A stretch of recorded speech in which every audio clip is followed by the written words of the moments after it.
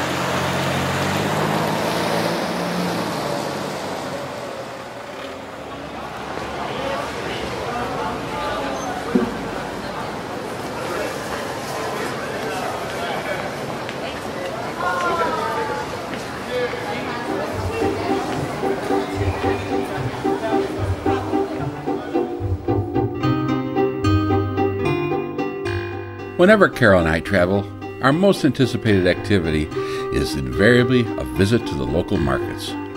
Palermo was no exception, and without a doubt, we had the most fun at the Palermo market.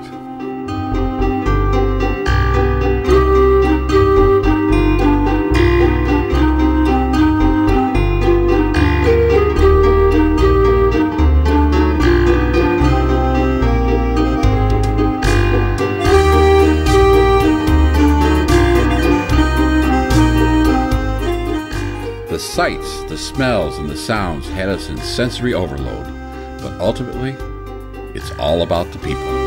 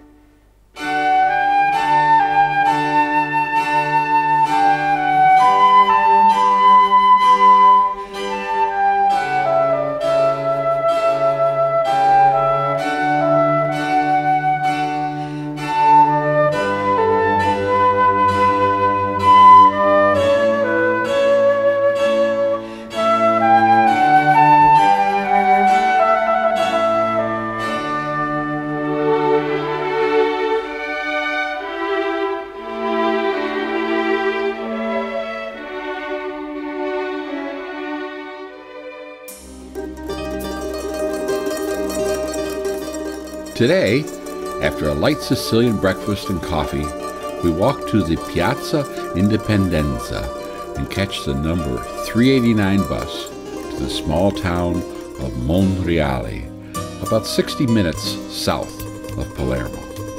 We arrive at yet another Piazza Vittorio Emanuele and predictably begin to explore the quiet, winding streets of this typical Sicilian village.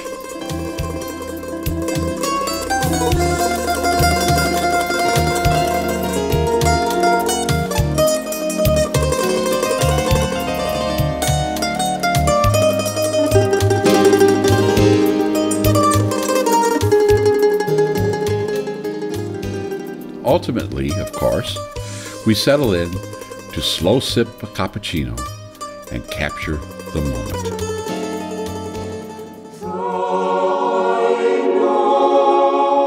Monreale's #1 attraction is, of course, its spectacular cathedral. Founded by King William II in 1172, the cathedral is considered to be the finest example of Arab Norman architecture. Virtually every surface of the interior is covered with gold mosaics portraying the stories of the Bible and the history of Christianity, from Adam and Eve to the Last Supper. Attached to the cathedral is a Benedictine monastery, which includes a seemingly perfect cloister with 228 double columns, each with individual capitals continuing the biblical themes.